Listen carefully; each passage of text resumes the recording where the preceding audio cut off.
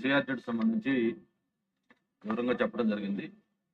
అధ్యక్ష, మీకు కూడా తెలుసు, ఆంధ్రప్రదేశ్లో మనకి longest Coast line after Maharashtra, దాదాపు 1000 కిలోమీటర్ల పైగా ఉన్న కోస్ట్ లైన్ అధ్యక్ష. అంతేకాదు ఈరోజు వాటర్ ఫ్రంట్ అనేది చాలా ప్రీమియం. మన యూరోపియన్ కంట్రీస్ కానీ లేకపోతే దుబాయ్, సింగపూర్ కానీ ఇవన్నీ చూస్తూ ఉంటే అవి వాటర్ ఫ్రంట్కి ఎంత ఇంపార్టెన్స్ ఇస్తూ ఉన్నాయి. ప్రత్యేకించి కొన్ని దేశాలు అయితే సీ రిక్లైమ్ చేసి, వాళ్ళకి ల్యాండ్ తక్కువగా ఉంటే సీ రిక్లైమ్ చేసి అక్కడ టౌన్షిప్లు లేకపోతే మిగతా కన్స్ట్రక్షన్ యాక్టివిటీ కూడా చేస్తూ ఉన్నారు. దుబాయ్లో పామ్ కానీ లేకపోతే సింగపూర్ కొత్తగా మనం చూస్తున్నాయి కానీ ఇవన్నీ.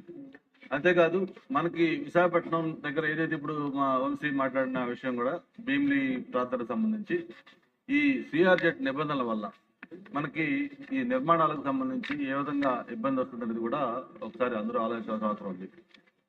సిఆర్జెడ్ అనేది కేవలం ఏది నిర్మాణం చేయాలి, ఏది నిర్మాణం చేయకూడదు అనే దానికి మాత్రమే పరిమితం కాకుండా అది పర్యావరణం, అభివృద్ధి ఈ రెండింటి మధ్య ఒక సమతుల్యత పాటించే విధంగా ఆ సిఆర్జెడ్ అనేది ఎప్పుడు ఉండాలి అధ్యక్ష.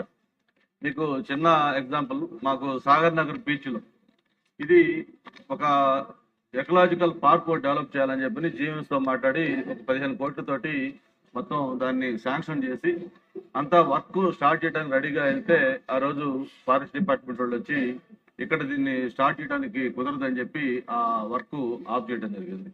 మాకు సింహాచలం పక్కనే ఒక కాలభైరవ టెంపుల్ అని ఒక టెంపుల్ ఒకటి ఉంది.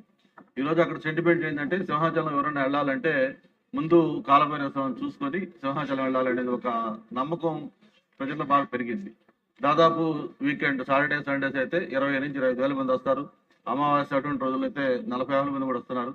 అటువంటి ఆ కాలభైరవ టెంపుల్కి వెళ్ళడానికి కనీసం లోపల మార్గం కూడా లేకపోతే దాన్ని ఏదైనా కొంచెం లెవెల్ చేసి చిన్న చేద్దామంటే కూడా దాన్ని ఈరోజు డిపార్ట్మెంట్ ఒప్పుకోలేకపోతుంది. అక్కడ డ్రింకింగ్ వాటర్ ఒక బోర్ వేద్దామంటే కుదరదు. లేదు అక్కడ ఏదైనా వెళ్ళిన భక్తులు చిన్న వాష్రూమ్స్, టాయిలెట్స్ లాంటి పెట్టాలంటే దానికి కూడా అనుమతులు లేవు. అంతేకాదు మీకు చివరికి ఎలా అయిపోయిందంటే మాకు సాగర్ నగర్ దగ్గర మాకు సన్ రే రిసార్ట్స్ వాళ్ళు ఈ కోకో ప్లాంట్లు వేస్తారు అధ్యక్ష. ఆ ప్లాంట్లు వేసినవి ఈ మధ్య ఎండలకి ఎండిపోతా ఉంటే వాటికి వాటరింగ్ చేయడం కోసం వెహికల్స్ వెళ్తా ఉంటే ఆ వెహికల్స్ ని కూడా డిపార్ట్మెంట్ వాళ్ళు అలౌ చేయట్లేదు. అంటే ఎంత డెఫినెట్ గా ఫారెస్ట్ డిపార్ట్మెంట్, సిఆర్జెడ్ రూల్స్ ఉండాలి, ఖచ్చితంగా స్ట్రిక్ట్ గా ఇంప్లిమెంట్ చేయాలి. But at the same time దానికి ఒక ఇంటిగ్రేటెడ్ ప్లాన్ ఉండాలి, ఒక ఎకాలజీ ఉండాలి, ఎకనామిక్ డెవలప్మెంట్ ఉండాలి, లోకల్ లైవ్లీహుడ్ కావాలి, ఆ క్లైమేట్ రెసిలెన్స్ ఉండాలి. ఇవన్నీ కలిపి ఒక దగ్గర చేసుకోవాలి తప్ప మాకు రూల్స్ ఉన్నాయి కాబట్టి అని చెప్పి ఫారెస్ట్ డిపార్ట్మెంట్ కానీ లేకపోతే సిఆర్జెడ్ పెట్టి కంప్లీట్ గ్రోత్ కి ఇది ఒక దీని కింద అవుతుంది అధ్యక్ష. ఇప్పుడు మా వంశీ చెప్పినట్టు మీకు భీమిలి రోడ్డు, వైజాగ్ నుంచి భీమిలి అనేది ఈరోజు హార్ట్ లైన్. ఎంత ఇంపార్టెంట్ అంటే మాకు ఎప్పుడు మినిస్టర్ గారు, స్పీకర్ గారు చెప్తా ఉంటారు, అటువంటి హార్ట్ లైన్ ఈరోజు బికాస్ ఆఫ్ సిఆర్జెడ్ నామ్స్ అక్కడ కన్స్ట్రక్షన్ లేదు, లేకపోతే మిగతా యాక్టివిటీస్ లేవు, ఏదైనా మంచి రెస్టారెంట్ పెట్టుకోవాలంటే లేవు, ఏది చేయాలన్నా కూడా అక్కడ అన్ని ఇబ్బందులు వస్తూ ఉన్నాయి.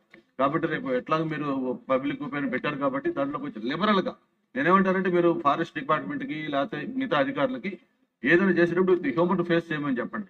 ఇప్పుడు మనకు డెఫినెట్ గా మాకు కూడా బాధ్యత ఉంది, ఎకాలజీ డెవలప్మెంట్ దాన్ని మెయింటైన్ చేయాలి, కోస్టల్ రెగ్యులేషన్ అన్ని మెయింటైన్ చేయాలి. But at the same time చిన్న వాటిలో కూడా ఇబ్బందులు పెట్టి చేస్తే లైవ్లీహుడ్ కూడా అందరికి ఇబ్బంది పడుతుంది అధ్యక్ష. మీరు దీంట్లో పర్సనల్ గా